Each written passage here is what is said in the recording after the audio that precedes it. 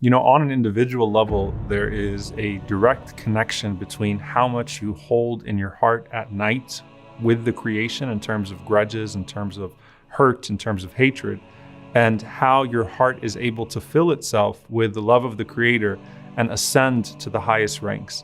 And so when the Prophet ﷺ talks about a man being from the people of paradise, just because at night he would empty his heart out of all grudges and seek forgiveness for people, how could the Prophet ﷺ hold anything in his heart when he was so busy nurturing it with love every single night and filling it with the love of Allah subhanahu wa ta'ala? And that's why you don't see the Prophet ﷺ bringing up things in the past, and you don't see the Prophet ﷺ burdened or burdening others with previous grudges, even though he's surrounded by people that previously tried to kill him or even killed members of his family and companions.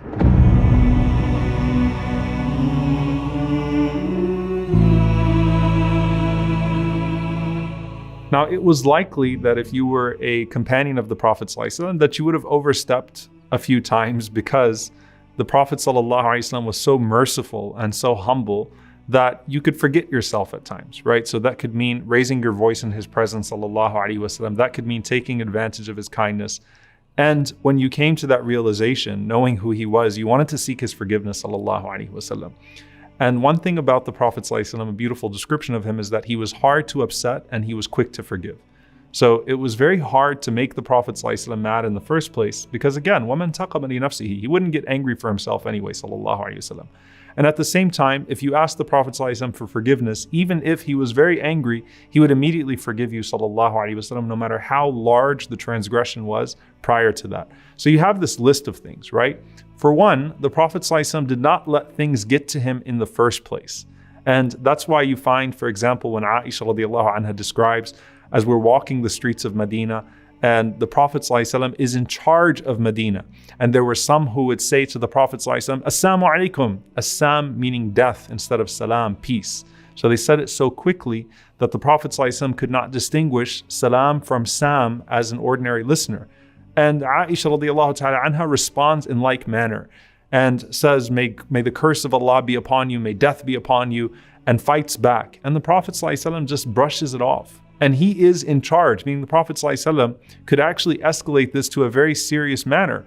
But he tells Aisha radiallahu ta'ala anha, calm down. She says, Ya Rasulullah, didn't you hear what they said to you? And the Prophet ﷺ says, and didn't you hear what I responded? I said, wa alaykum, and upon you. So if they said salam, then it's salam upon them. And if they said sam, then it's sam upon them as well. And he tells Aisha radiallahu ta'ala anha, Ya Aisha, oh Aisha, Allah loves gentleness in all of his affairs. So he wouldn't let it get to him in the first place, sallallahu alaihi wasallam. So you didn't get under his skin.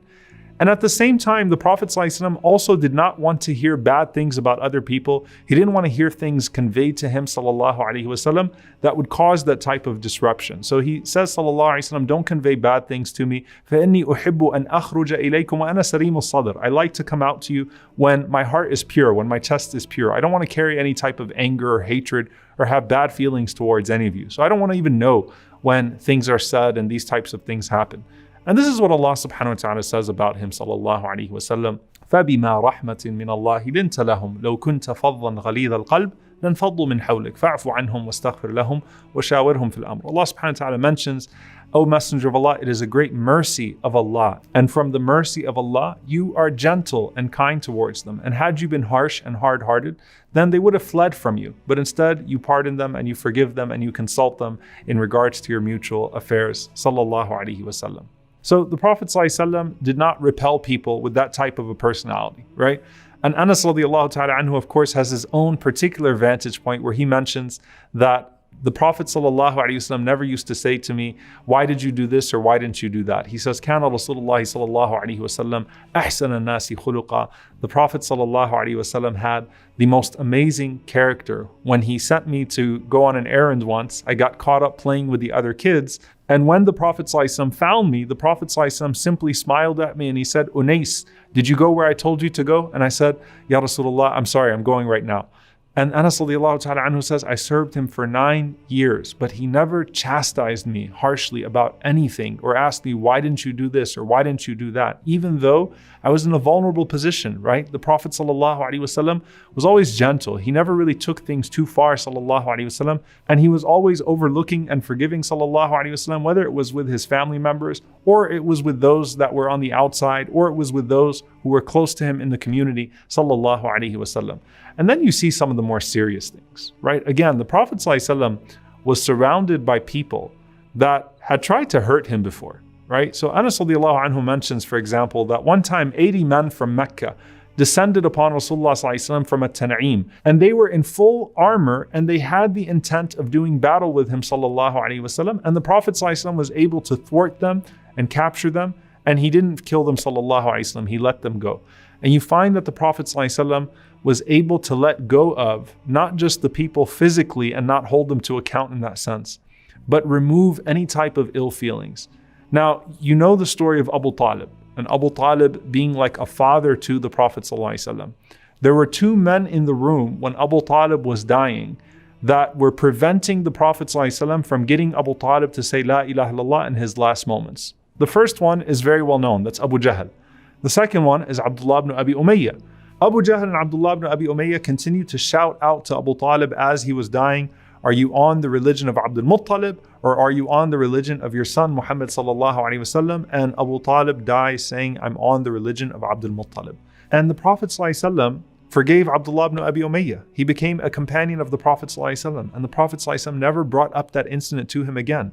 Abu Jahl, who of course died the way that he did, his son Ikramah becomes a companion of the Prophet sallallahu alaihi wasallam. And the Prophet ﷺ tells the companions, don't mention Abu Jahl, don't call Abu Jahl by Abu Jahl, the father of ignorance, in the presence of Ikramah, because it might hurt his feelings. SubhanAllah, he is taking into consideration the feelings of Ikramah in regards to his father, even though his father oppressed the Prophet ﷺ and caused Abu Talib, who was like his father, to die in that way. You find Hind, who ordered for the liver of Hamza radiallahu ta'ala anhu to be cut out, and then she chewed it and spit it out. And she asked the Prophet ﷺ forgiveness, and the Prophet ﷺ forgave her. You find Wahshi, who was the one who actually carried out the order, and the Prophet ﷺ forgave Wahshi. So you have all of these different things, and one of the things that's important to keep in mind here is that the Prophet ﷺ leaned on prior examples, and we lean on his example, sallallahu alaihi wasallam. So when Abu Sufyan comes to the Prophet ﷺ and he says, we were wrong and Allah has preferred you over us, the Prophet ﷺ recited what Yusuf alayhi salam said, what the Prophet Joseph said, La tathriba alaykum al-yawm, that there is no blame upon you today.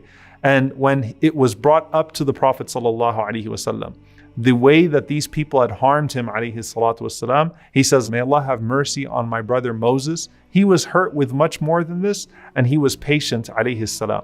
So the Prophet sallallahu alaihi wasallam, whether you were someone that annoyed him a little bit, or you were someone that actually transgressed upon him, alayhi salatu wasalam, in a minor fashion, or you had gone to the major length of actually trying to harm the Prophet sallallahu alaihi wasallam, as soon as you sought his forgiveness, it was as if nothing happened, and the Prophet ﷺ was able to direct that longing instead to his Lord at night, seeking his forgiveness, subhanahu wa ta'ala. صلوا عليه صلوا عليه صلى الله عليه وسلم